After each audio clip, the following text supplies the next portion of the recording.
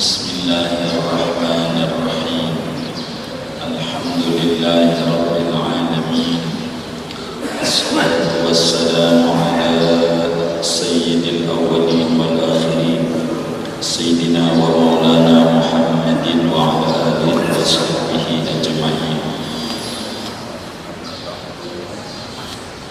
Faqad qala al-imam al-muallif rahimahullah wa nafa'ana bihi wa bi barakati ulumihi wa ghafara lahu wa li masyayikhih wa li masyayikhina amin. Wa an Salamah bin Muhabbit wa an Salamah bin Muhabbit. Sudah ketemu itu halamannya? Ada? Halaman berapa? 5. Halaman 5. Wa an Salamah bin Muhabbit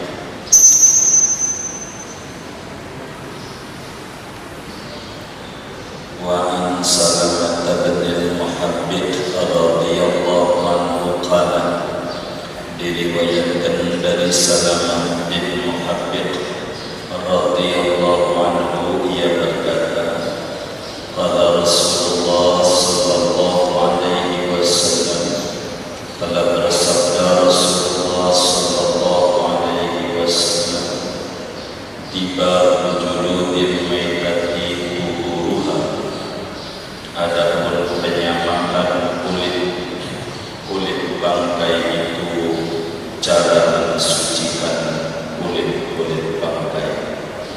Sahih Ibnu Hibban. Hadis ini diriwayatkan oleh Imam Ibnu Hibban dan disahihkan akan hadis ini oleh Imam Ibnu Hibban. Wa an Maimunah radhiyallahu anha qalat, diriwayatkan dari Siti Maimunah radhiyallahu anha, ia berkata, marra Rasulullah sallallahu alaihi wasallam bi syatin yaduruna, telah lewat pada Rasulullah sallallahu alaihi wasallam bertemu dengan kambing mati yang menyeret-nyeret mereka akan kambing ini. Faqala lalu Nabi bersabda, law akhadtum ihabaha, andai mengambil kalian akan kulitnya. Faqalu, maka mereka sahabat menjawab, innaha maitatun, sesungguhnya kambing itu adalah bangkai. Faqala, maka bersabda Rasulullah sallallahu alaihi wasallam, yutahhiru al-ma' wal qarad, dapat mensucikan akan kulit bangkai itu oleh air dan qarad, daun salam. Akhrajahu Abu Dawud wal Nasa'i, mengeluarkan ini hadis oleh Abu Dawud dan An-Nasa'i.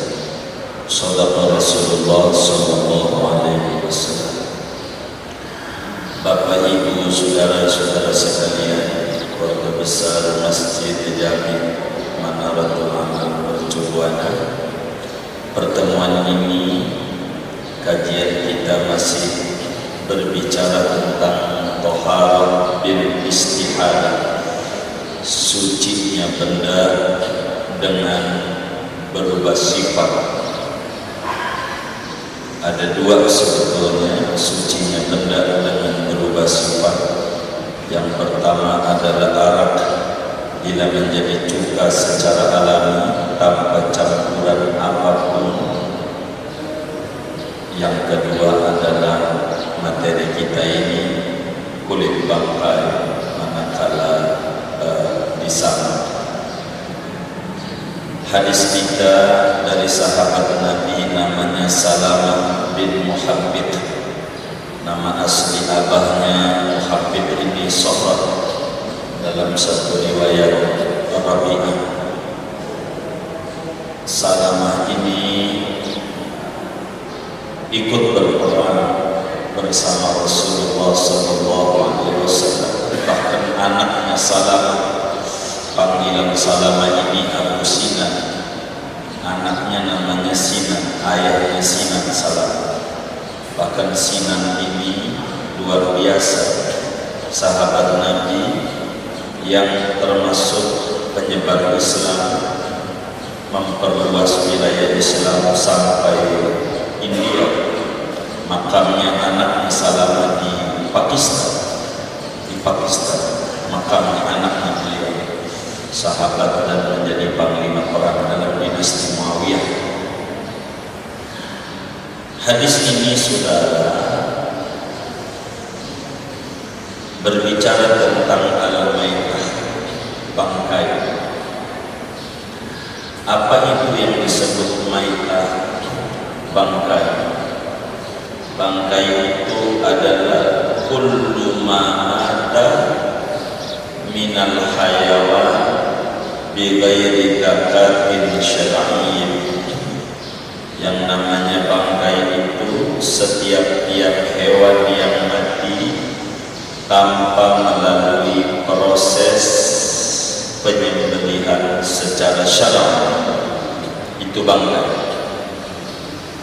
Jadi binatang yang mati tanpa melalui proses penyembelihan secara syar'i itu disebut bangkai. Bangkai bisa saja penyembelihan tanpa proses syar'i itu matinya kelindes motor atau kelindes truk, itu kambing itu namanya di luar penyembelihan syar'i. Atau disembelih tapi bukan atas nama Allah, atas nama berhala, begitu, atas nama dedemit, itu juga penyembelihan non syar'i, jadi bangkai. Atau disembelih pakai golok tapi dari apa ini namanya, tangkuk, itu namanya bangkai sebab tidak syar'i. Penyembelihan secara syar'i manakala qat'ul khulqum wal mari, memotong urat nafas dan urat makanan.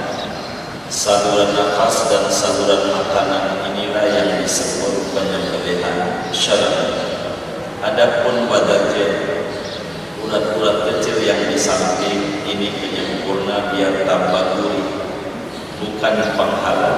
Penghalal itu bila urat nafas dan urat makanan potong, itu penyembelihan syar'i. Bagaimana kalau pisaunya tajam buntung semuanya? Ayam tajamnya buntung palanya, kambing buntung semuanya. Maklum baru juga jadi panitia kurban, gemeter buntung. Bagaimana ini kalau sampai buntung? Maka lagi kagak buntung aja halal, apalagi dia potong semuanya. Lagi potong berukuk sama mari aja boleh segitu doang, apalagi potong semua. Cuman kejam kalau sengaja gitu. Di dalam kitab Mizanul Kubra itu dijelaskan oleh Imam Abdul Wahab Asy'arani sebagai fikih perbandingan mazhab. Kata beliau, wattafaqu ala annahu law abana raqsa lam yahrum dalikal madbuh. Sepakat mazhab 4 Syafi'i, Maliki, Hanafi, Hambali, andai orang memotong buntung palanya tidak haram, halal, enggak apa-apa.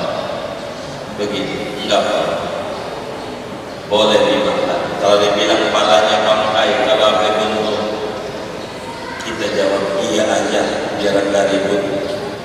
Dan dibilang kalau dibuang, bilangin saya tempat membuangnya. Begitu, ambil dari ayamnya, kan enak. Begitu. Ini bangkai saudara. Dan yang namanya bangkai itu hukumnya najis. Najis. Quran bilang rijis. Dalam Al-Quran tegas yang namanya bangkai itu hukumnya najis. Jazakumullah khairan ya Allah. Semoga rezekinya luas. Saudara sekalian, dari mana bangkai najis? Allah jelaskan dalam Al-Quran, qul la ajidu fima uhiya ilayya muharraman ala ta'imin yat'amu illa ayyakuna maitatan aw daman masfuhan aw lahma khinzir fa innahu rijs.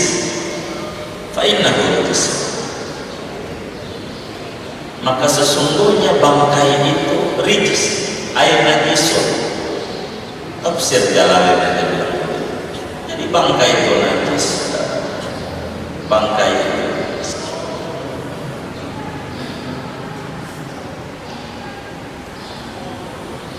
Rasulullah sallallahu alaihi wa alihi wasallam adalah seorang pemimpin yang menganjurkan jangan sampai kita menjadi orang yang menghambur-hamburkan harta. Rasulullah menyuruh kita agar supaya kita bisa mengambil manfaat dari barang-barang yang sudah tidak layak. Salah satunya materi kita ini berbicara tentang bangkai. Bagaimana dengan kulitnya? Kulitnya, bagaimana kulit bangkai ini? Maka kata Salamah bin Muhabbib radhiyallahu anhu, Rasulullah sallallahu alaihi wasallam bersabda, "Dibaru juludil maitati tuhuruha." Jadi kulit bangkai bila mana disamak maka menjadi suci adanya. Saudara sekalian, hadis ini kapan Rasulullah bicaranya? Yaitu menjelang wafat Nabi di tahun ke-9 Hijriah. Nabi bicara kasusnya di antara peperangan yang terjadi namanya Ghazwatul Tabuk, perang Tabuk. Jadi saat perang Tabuk itu saudara, Rasulullah sallallahu alaihi wasallam di jalannya meletus perang Tabuk ini. Nabi di jalan kemudian mampir di rumah seorang sahabat perempuan.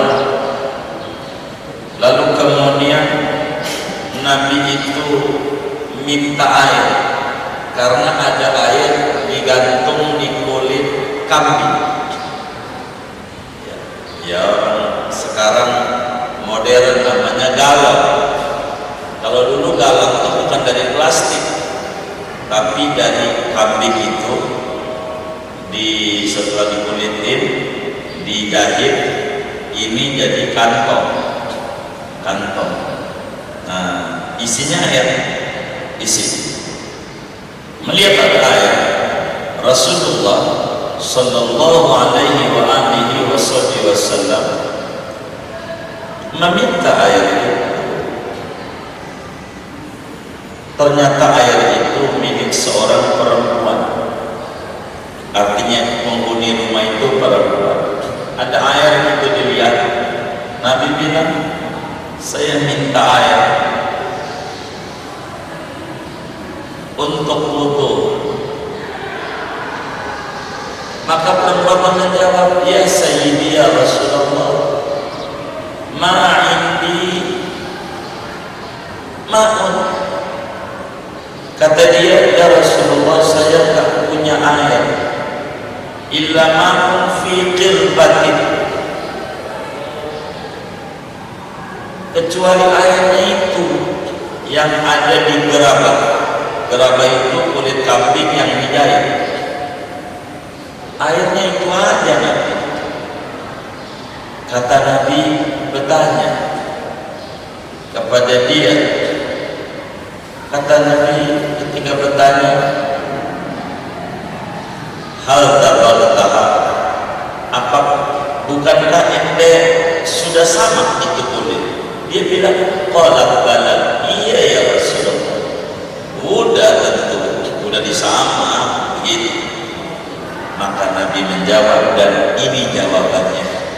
Hadis yang kita bedah namanya asbabul wurud, latar belakang omongan.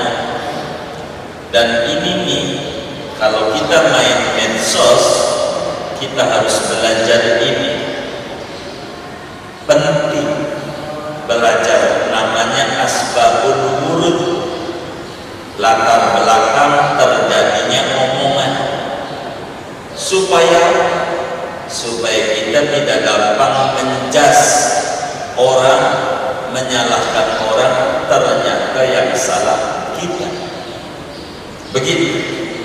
Maka ketika kita tahu, Nabi itu bertanya nih, sedikit ngomongin asbabul dari sini dulu. Kata Nabi, ente kan udah salah itu kulit, udah sama belum? Kata jawab dia, qala bala ya Rasul, tentu udah lah Nabi, sama dia ayatnya kulit asalnya dari bangkai itu Nabi, tapi ya tentu saja sama. Kata Nabi, tiba-tiba wujudil maitati ruha, penyamakan kulit bangkai itulah mensucikan kulit itu. Maknanya enggak bangkai. Bila itu bangkai,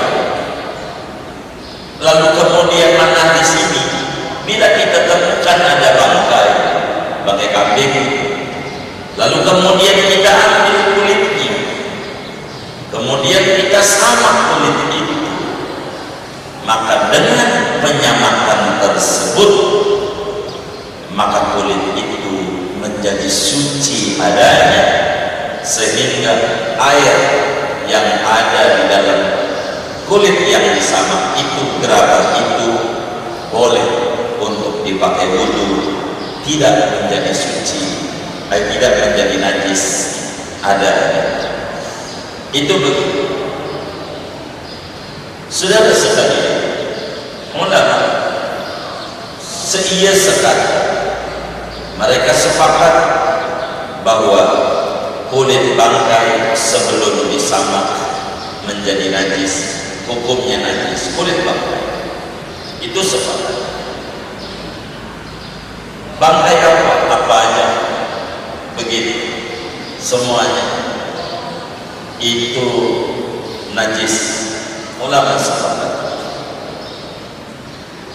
Tentu yang tidak sepakat adalah apakah seluruh kulit bangkai, apakah ada pengecualian. Dalam mazhab Syafi'i, Imam Syafi'i mengatakan semua kulit bangkai bisa disamak kecuali anjing kulitnya, babi tentu turunannya. Ini hidupnya aja najis, maka seluruhnya juga dengan bangkai lebih parah. Abu Hanifah di dalam mazhabnya mengatakan kecuali kulit babi saja, anjing bisa disamak. Begitu juga dalam mazhab Malik. Sedangkan mazhab Hambali tidak mengomentari pada bagian ini terkait dengan kulit ini, saudara. Sehingga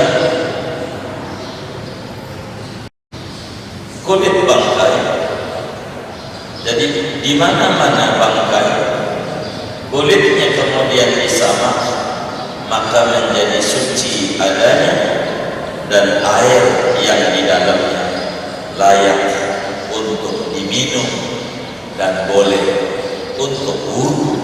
Air yang di dalamnya ini Nabi mengajar. Bahkan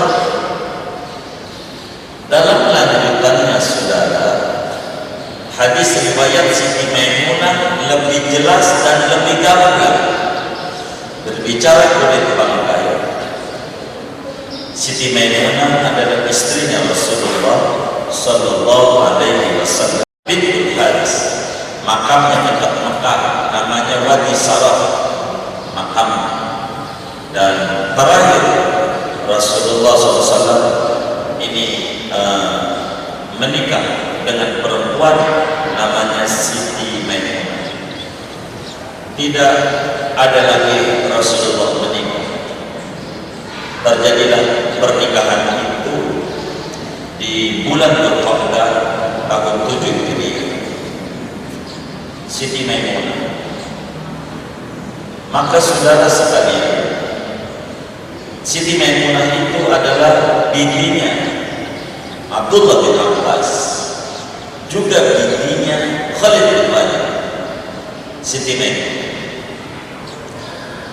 Kata Siti Maimunah, satu hari Rasulullah sallallahu alaihi wasallam lewat di jalanan, ketemu sama orang yang lagi nyeret-nyeret syar. Syar itu ismun lil ghanam, kambing. Cuman lebih umum kalau bahasanya syar. Apa kambing domba? Apa kambing yang bulunya tebal? Domba. Ada kambing yang jenggotan, namanya kambing apa? Kambing Jawa. Kata teman saya dari Betawi, itu kambing Betawi, agak mau juga begitu, kambing Jawa. Begitu ans bahasa Arab. Tapi kalau ngomong syar, mau kambing ini Jawa, mau kambing ini domba, mau kambing itu laki, mau kambing itu perempuan, cara penyebutan bahasa Arab syar, kambing. Jadi enggak menyebutkan ini kambing apa, kambing syar. Jamannya bisa syiah, bisa syari.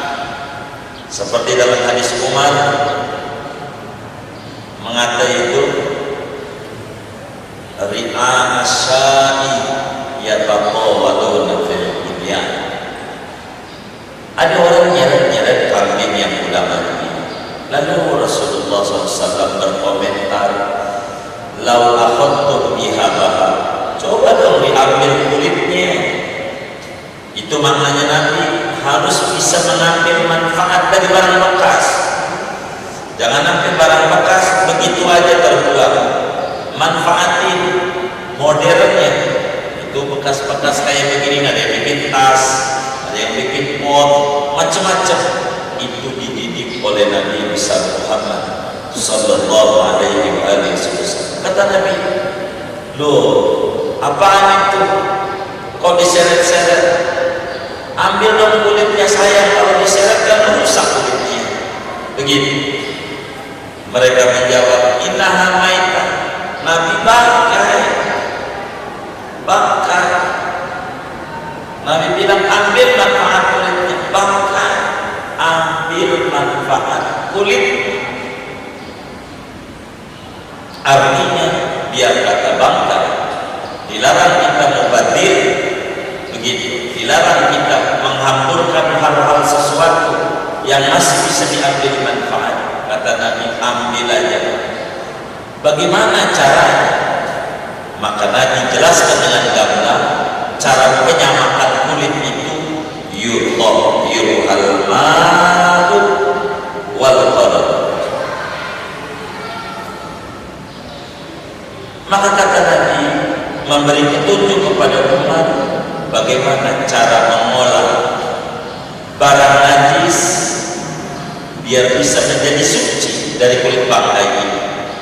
Maka kata Nabi, bersihin aja dengan cara disamak.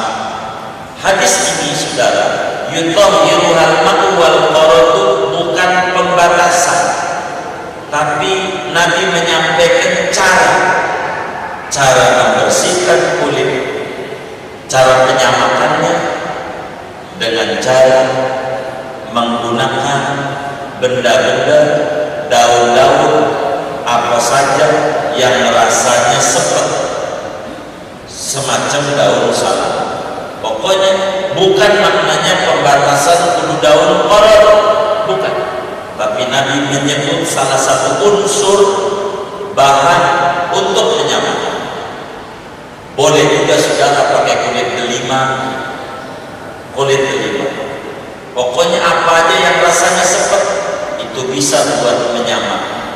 Bagaimana yang rasanya sepet bila itu bendanya najis? Enggak apa-apa. Biar alat penyamakannya bendanya najis, asal rasanya sepet, boleh. Karena ini benda ini bisa menghilangkan lendir-lendir daripada yang lemak-lemak yang ada di kulit, yang kalau nanti direndam lagi enggak busuk. Begitu. Menjadilah sepatu kulit, menjadilah jaket kulit, sabuk, dompet, apalagi tuh handphone tuh, tempatnya casing, ya apa aja tuh. Begitu. Dulu menjadi gentong dulu, macam-macam. Begitu. Yang penting benda itu rasanya sepet. Mana tuh benda najis yang rasanya sepet, yang bisa buat menyamak? Semacam tai burung dara. Tai burung dara. Itu tai burung dara itu rasanya sepet. Kalau saudara tidak percaya, ini pulang dari bercuni, cobain aja. Kalau saya sudah percaya, kalau ulama udah ngomong, bisa. Dia panas. Tai burung dara itu kalau disek, itu bisa bolong, bisa merusak. Itu begitu, saudara. Jadi penyamakan itu bagaimana penyamakan itu? Penyamakan itu adalah kita membuang lendir-lendir yang ada di kulit yang bisa merusak kulit, sehingga setelah dibuang ketika direndam tidak balik busuk, tidak jadi rusak. Maka cara penyamakannya kata Nabi menggunakan daun koror dan semacamnya, yakni apa saja yang rasanya sepet. Tahu sepet enggak? Apa tuh sepet? Sebenarnya sepet juga. Sepet. Iya, rasa sepet. Pokoknya apa aja. Boleh 5 macam kulit manggis. Rada sepet-sepet juga rasa. Itu bisa sebenarnya. Kalau udah bisa marah, kulit itu menjadi suci. Namanya muka najis, benda suci terkena najis. Nggak boleh dipakai dulu, cuci lagi. Udah cuci, baru saudara bisa manfaatkan. Jadi sejadah, jadi jaket, jadi tas, jadi sepatu, jok motor, jok mobil, apa saja. Ini namanya Nabi mendidik umat bagaimana memanfaatkan barang bekas. Umat harus mengambil sesuatu yang manfaat. Dididik oleh Nabi Muhammad sallallahu alaihi wa alihi wasallam. Singkatnya kajian kita ini, Bapak Ibu yang mulia, bila mana kita menyamak dengan benar, maka kulit-kulit bangkai itu disebabkan di sana menjadi suci seluruhnya, kecuali kulit anjing, kulit babi.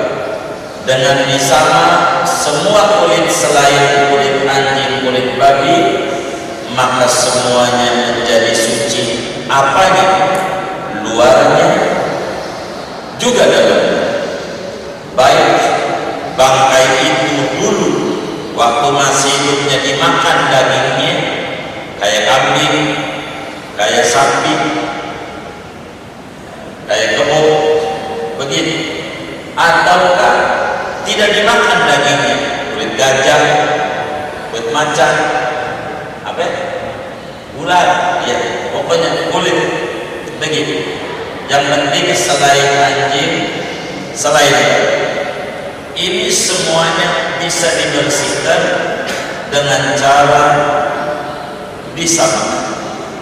Pada hadis pertama sebelum ini, ayyuma ihabin dubigha faqad tahur, pakai ayyuma sigat umum, mana-mana kulit mananya, tentu di luar anjing dan babi. Mau udah dimakan dagingnya, mau dimakan atau tidak, asal disamak, maka hukumnya menjadi suci adanya. Boleh dimanfaatkan, boleh diambil, boleh dijual. Cuman berbicara dimakan boleh enggak boleh masa makan pakai jaket kulit gitu. Begitu, tidak boleh untuk dimakan. Begitu, meski suci, sebab suci tidak identik dengan halal.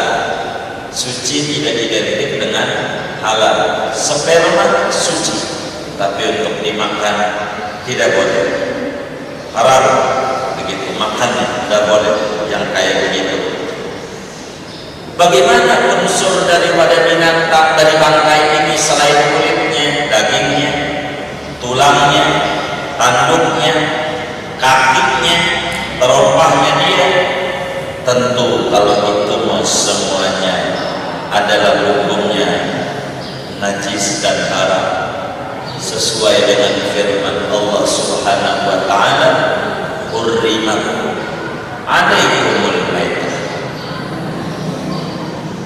hurrimat alaikumul maitah waddam walahmul khinzir wa ma uhilla bihi li ghairillah.